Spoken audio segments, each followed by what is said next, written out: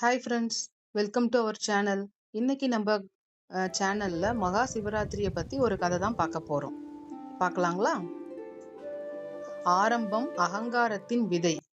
லிங்கோத்பவம் கதையை பத்தி தான் இன்னைக்கு நம்ம பார்க்க போறோம். பிரபஞ்சம் இயங்கிக் கொண்டிருந்த காலம், படைப்பு, காப்பு, சம்ஹாரம் ஆகிய கடமைகள் தெய்வங்களுக்கு பகிரப்பட்டிருந்தன. பிரம்மா படைப்பின் கடவுளாகவும் விஷ்ணு காப்பவராகவும் இருந்தார்.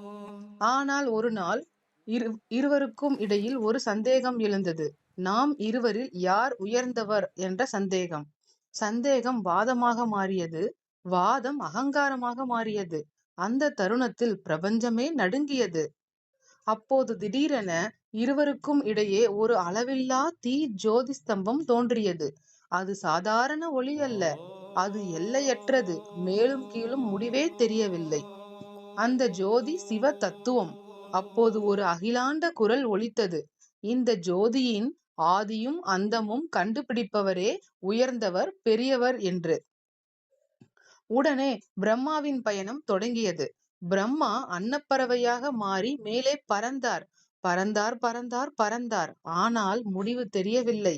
காலங்கள் கடந்தும் ஜோதியின் முடிவு எட்டப்படவில்லை. அப்போது அவருக்கு முன்னால் தாளம்பூ, அதாவது கேதகி பூ ஒன்று கீழே விழுந்து கொண்டிருந்தது. பிரம்மா கேட்டார், நீ எங்கிருந்து வருகிறாய் என்று. பூ பதிலளித்தது, இந்த ஜோதியின் மேல் பகுதியிலிருந்து பல யுகங்களாக விழுந்து கொண்டிருக்கிறேன் என்றது. பிரம்மா உண்மையில் முடிவை காணவில்லை. ஆனால் தோல்வியை ஏற்க மனம் இல்லை. அதனால் அவர் தாளம்பூவின் உதவியை நாடினார். தாளம்பூவை பொய் சாட்சி சொல்ல சொன்னார்.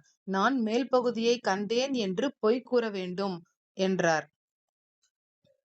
சரி என்று படைக்கும் கடவுளான பிரம்மாவே கேட்கும் போது எப்படி மறுப்பது என்று தாளம்பூ ஒப்புக்கொண்டது.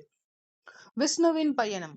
விஷ்ணு வராக அவதாரம், அதாவது பன்றி அவதாரம் எடுத்து பூமிக்கு அடியில் ஆழமாக தோண்டி சென்றார். அவர் கீழே சென்றார். ஆனால் அவராலையும் முடிவை காண முடியவில்லை. இருள் சூழ்ந்தது. ஆனால் ஜோதியின் அடியை காண அவரால் முடியவில்லை. பல முயற்சிகளுக்கு பிறகு அவர் உண்மையை ஏற்றுக்கொண்டார். திரும்பி வந்து சொன்னார், நான் கண்டுபிடிக்க முடியவில்லை, அது அளவில்லாதது என்று உண்மையை ஒப்புக்கொண்டார். அந்த நொடியில் ஜோதி உடைந்து அதிலிருந்து சிவபெருமான் வெளிப்பட்டார். திரிசூலம் கையில், ஜடையில் கங்கை, நெற்றியில் 3வது கண். அவர் கூறினார், விஷ்ணுவே, நீ உண்மையை ஏற்றுக்கொண்டாய், அதனால் உன் மகிமை நிலைத்திருக்கும். பிரம்மா, நீ பொய் கூறினாய், அதனால் உனக்கு பூமியில் கோவில் வழிபாடு எங்கும் இருக்காது என்றார். அதேபோல் தாளம்பூவுக்கும் சாபமளித்தார்.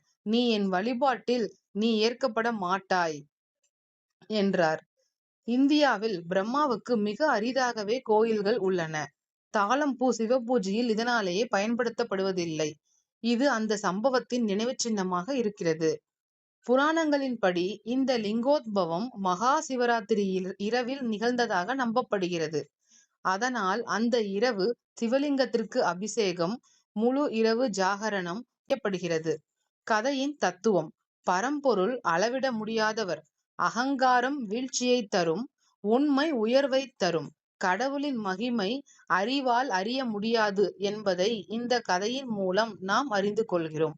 உங்களுக்கு இந்த கதை பிடிச்சிருந்துச்சுன்னா லைக் பண்ணிக்கோங்க, ஷேர் பண்ணுங்க. நம்ம சேனலை புதுசா பாக்குறீங்கன்னா சப்ஸ்கிரைப் பண்ணிக்கோங்க.